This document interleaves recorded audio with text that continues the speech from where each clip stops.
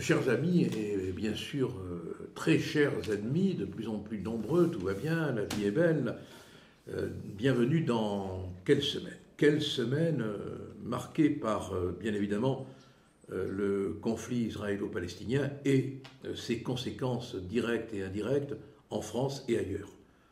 La première de toutes, c'est la résurgence insupportable, parfois violente, parfois anodine, toujours cruelle, de l'antisémitisme.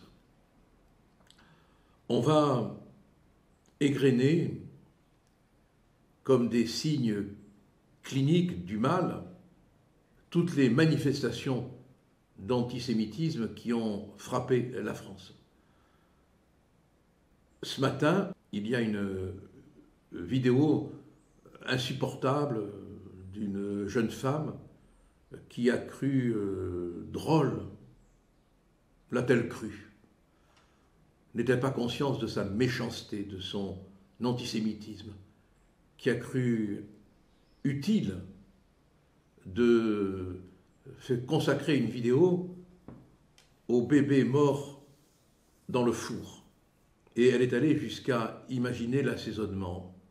Regardez une brève séquence et vous comprendrez jusqu'où l'antisémitisme des imbéciles, ce qui ne les exonère pas, peut aller.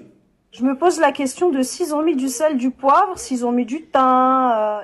Mais il n'y a pas que cette horreur. Tout au long de la semaine, chaque jour quasiment, l'antisémitisme a frappé. On a dénombré 850 actes antisémites en France depuis le 7 octobre. Vous vous rendez compte? Depuis le 7 octobre, il y a eu 850 actes antisémites.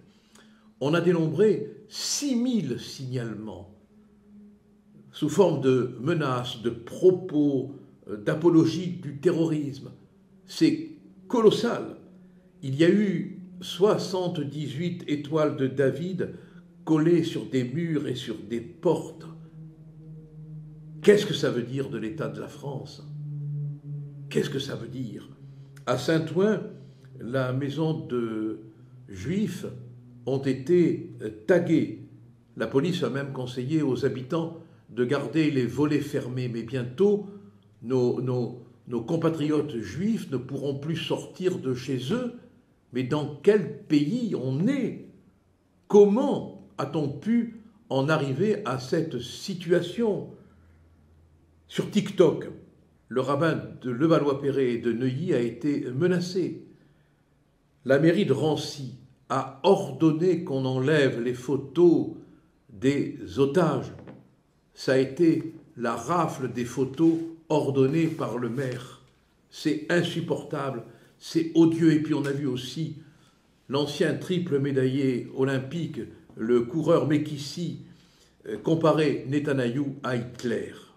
Bien sûr, il s'est excusé, mais ça ne suffit pas. Dans le métro, on a entendu ceci: nique les Juifs, nique ta mère, vive la Palestine, nique les Juifs et leur grand-mère. On est des nazis, on en est fiers. Mais comment on a pu en arriver là, dans cette France qui se veut, qui se voulait le pays des droits de l'homme, dans cette France qui a déployé SOS Racisme, dans cette France de la LICRA, dans cette France du MRAP? Comment en est-on arrivé là? N'avez-vous pas, association un peu trop dormie, et parfois ne vous êtes-vous pas trompé de cible? Comment on a pu en arriver là? Les Juifs, aujourd'hui, vivent dans la peur. Le président de la conférence des rabbins européens s'alarme. Et dans l'Express, il dit « Partout dans le monde, les antisémites sont sortis du bois. » Oui, partout. Et même, oui, à France Inter. Oh, vous connaissez l'épisode. Il a été commenté, mais on a devoir de le rappeler. Guillaume Meurice, avec, comme le dit Goldanel, deux S, vous voyez ce que je veux dire, a rigolé en disant Halloween approche et tout le monde commence à chercher un déguisement pour faire peur. En ce moment, le déguisement, c'est Netanyahou. Et il ajoute,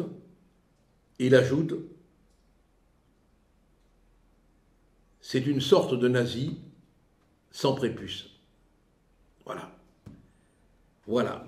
Alors bien évidemment, beaucoup de gens se sont émus et ont considéré que cette phrase était l'expression d'un réel antisémitisme. Alors Meurice, lui, s'est défendu, bien sûr, alors qu'il utilise Radio France pour développer constamment, régulièrement ses positions politiques. Il s'est défendu, mais l'ARCOM a été saisi quand même, et une plainte a été déposée. Alors qu'est-ce qu'il a dit pour se défendre? D'abord que c'est de l'humour, comme si le simple fait de dire qu'on fait de l'humour permettait de tout dire. Parce que finalement, il se décrète humoriste. Et à partir de ce moment-là, tout ce qu'il dit est autorisé, passe dans la contrebande de l'humour. Non, l'humour, c'est pas de dire qu'on fait de l'humour. L'humour, c'est autre chose. Là, c'est le prétexte de l'humour pour faire un propos, pour tenir un propos antisémite. Pour se défendre, il cite Brassens, la mauvaise réputation. Moi, je lui rappellerai quand même que Brassens, il a aussi chanté « Quand on est con, on est con ». Alors, Brassens contre Brassens, pour Meurice, je préfère le « quand on est con ».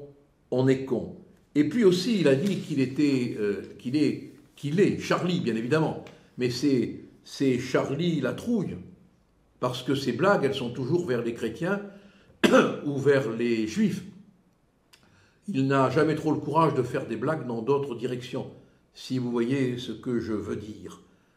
La comicocratie, c'est quelque chose quand même, selon une expression qui n'est pas de moi.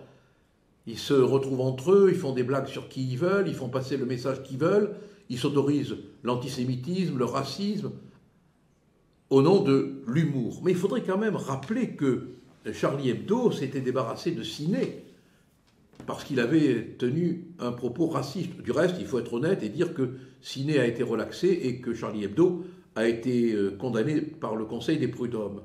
Mais l'esprit Charlie nous le dit clairement, ce n'est pas d'être raciste. Or là, la blague, entre guillemets, de Meurice, elle est mortelle, elle est méchante, elle est mortifère. Oh, les amis sont venus à son secours. Charline Van Honecker, vous savez, celle qui dessine des moustaches de Hitler sur la tête d'un candidat à la présidence de la République, elle a défendu son ami, elle est même allée jusqu'à dire que c'était une instrumentalisation de l'extrême droite. Vous vous rendez compte? Il faut le faire, c'est eux qui font les blagues racistes et antisémites, mais c'est l'extrême droite qui en est responsable. C'est marrant comme ils utilisent toujours pour se dégager l'extrême droite. Comment ils cherchent toujours à se dégager en mettant en cause l'extrême droite. La présidente de Radio France a dit que cette sortie était discutable, qu'elle manquait à la question du respect, de la dignité, et qu'elle avait ressenti un malaise, mais qu'il n'y aurait pas de sanction. La ministre de la Culture, vous l'avez entendu? Non, non. En ce moment, les radios et les télés, elles sont pas mal. On a même eu, tiens, j'y pense, Zeribi, qui a été plusieurs fois condamné. Alors il semblerait qu'il ait fait un pourvoi en cassation dont on ne connaît pas, à l'heure où je vous parle, l'issue. Pourtant, la condamnation remonte maintenant à plusieurs années. Zeribi est allé jusqu'à intimider une personne avec laquelle il débattait. Carrément. Regardez, faites-vous une opinion. Je ne supporte pas, je vais être honnête avec vous, c'est de dire un mensonge. C'est pas vrai. Mais écoutez, lisez, le recteur de la mosquée, le recteur de la grande mosquée de Paris est un menteur. Eh ben oui, il appréciera. Oui, il n'a pas, il n'a pas dit la vérité. Il appréciera. Parce que si on dit, il y a Razika Adnani, je pense que vous l'avez. Et les musulmans qui nous écoutent apprécieront aussi que vous estimez que leur religion est antisémite. Ils apprécieront aussi. Ah, vous voulez lancer une cible contre moi? Il n'y a pas de cible. Si. Mais non, vous êtes en train. Je vais vous dire. Je n'ai pas dit ça. Il ne faut pas caricaturer les propos. Arrêtez avec les cibles parce que quand on tient des propos, il faut aller jusqu'au bout. Alors pendant qu'on vit toutes ces vilainies, la maire de Paris, elle, a trouvé le moyen de se mettre à l'abri, de s'en éloigner. La tempête gronde, mais elle bronze. Elle bronze à Tahiti. Et oui, vous comprenez, les épreuves de surf auront lieu là-bas. Donc il faut qu'avec sa grande compétence dans le domaine du surf, elle n'en a jamais fait, mais peu importe, hein, elle aille voir comment les compétitions vont s'organiser. Son agenda est vide, hein, elle n'a rien de prévu de particulier, mais elle va s'absenter pour cause d'inspection. Vous me direz, elle a été inspecteur du travail, hein, pour cause d'inspection du 16 octobre au 6 novembre. Donc vous ne trouvez pas que ça sent un peu les vacances aux frais du contribuable? Et oui, mais le surf, c'est une discipline importante, et Anne Hidalgo, qui planche beaucoup, a la capacité pour aller voir le sens des vagues et le sens du vent. Elle se fout vraiment de nous. Elle est allée passer des vacances, semble-t-il, aux frais du contribuable. C'est ce qu'on appelle la corruption mappemonde. Mais attention, socialiste un jour, socialiste toujours. Hidalgo n'oublie pas qu'outre les grandes pompes, elle est aussi pompe funèbre. Oui. Ah ben elle a eu le coup de peau qu'il y ait un cimetière en Nouvelle-Calédonie où elle est allée, à l'île des Pins, qui est un endroit magnifique, où se trouve un cimetière dans lequel sont enterrés des communards qui avaient été transportés, comme on disait à l'époque, après la commune. Elle est allée s'émouvoir sur la tombe des communards. Alors elle ne serait pas venue que pour inspecter les vagues et le surf, mais aussi pour rendre hommage aux communards enterrés en Nouvelle-Calédonie. Elle ferait mieux entre nous de s'occuper de l'état des cimetières parisiens et de l'état également de la capitale. Elle a quand même dit que Paris apporterait sa contribution pour que les cimetières des communards soient bien entretenus. Vous voyez le tricotage idéologique, quoi, la manière de donner, comment pourrais-je dire, l'impression qu'on fait dans le mémoriel, alors que finalement c'est le moyen de donner un sens trafiqué et historique de pacotille à un voyage qui n'est que ludique, que touristique. Et si on s'interrogeait un peu sur le coût écologique de tous ces voyages, parce qu'elle fait beaucoup dans l'écologie, Notre-Dame de Paris, enfin, vous voyez de quel Paris je veux parler, bien sûr. Hein. Vous vous rendez compte du bilan carbone, 51 tonnes de CO2 depuis qu'elle voyage? Enfin, pendant qu'elle est en Nouvelle-Calédonie, pendant qu'elle est à Tahiti, on n'oublie pas que la dette de la capitale est colossale et que peut-être finalement tout le monde se portera mieux pendant que la mairesse ne sera pas là. Pendant qu'Anne Hidalgo se fait bronzer au soleil de Tahiti et de la Nouvelle-Calédonie et qu'elle visite pour les besoins de la justification historique de son déplacement le cimetière des communards en Nouvelle-Calédonie, les pays du Nord, en Europe, les pays nordiques se rencontrent pour parler de choses sérieuses, et la chose sérieuse, c'est l'immigration. 5 pays nordiques se sont réunis le 31 octobre pour 2 jours, la Suède, le Danemark, la Norvège, la Finlande et l'Islande, pour élaborer 3 mesures fortes afin de faciliter les expulsions des migrants vers leur pays d'origine. Il serait temps qu'on s'en préoccupe, mais c'est quand même le Nord qui est un peu moins quand même touché que le Sud, qui s'en préoccupe. Alors, 3 mesures ont été élaborées. Écoutons, c'est pas mal, ça permet de réfléchir et de prendre exemple. La première mesure, les 5 pays ont annoncé qu'ils se rencontreraient plus régulièrement. Bon, ça, c'est d'une banalité d'agenda évidente, mais quand on veut travailler, pourquoi c'est pas inutile de se rencontrer plus fréquemment? Mais ça installe aussi une entente de travail, une entente de rencontre entre ces 5 pays, ce qui fait que les autres pays sont un peu de côté. Donc il serait temps quand même qu'ils s'organisent eux aussi. Deuxième mesure, Ils vont organiser des vols Frontex communs afin de renvoyer les migrants qui se trouvent en situation irrégulière sur leur sol. Ça, c'est une bonne initiative et on ferait bien d'en prendre de la graine aérienne. Troisième mesure, les pays nordiques ont décidé d'aider ensemble les migrants en situation irrégulière en Afrique du Nord. Et ils veulent proposer un rapatriement volontaire ainsi qu'une aide à la réinstallation. Là, je ne suis pas certain que ça soit d'une efficacité totale.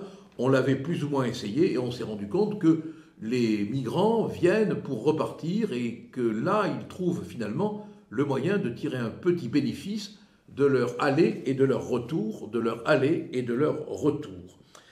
Alors, il y a une phase de transition. La participation à la réunion la plus intéressante est celle du Danemark. Écoutez bien. Ce pays est dirigé depuis plusieurs années par un parti social-démocrate de centre-gauche. Le centre-gauche est dans la lutte contre l'immigration. Au Danemark, ce sont les sociaux-démocrates qui sont au pouvoir depuis 2019. Leur objectif, il est simple, c'est 0 réfugié. La loi sur les étrangers a été modifiée depuis, tenez-vous bien, 135 fois depuis 2002.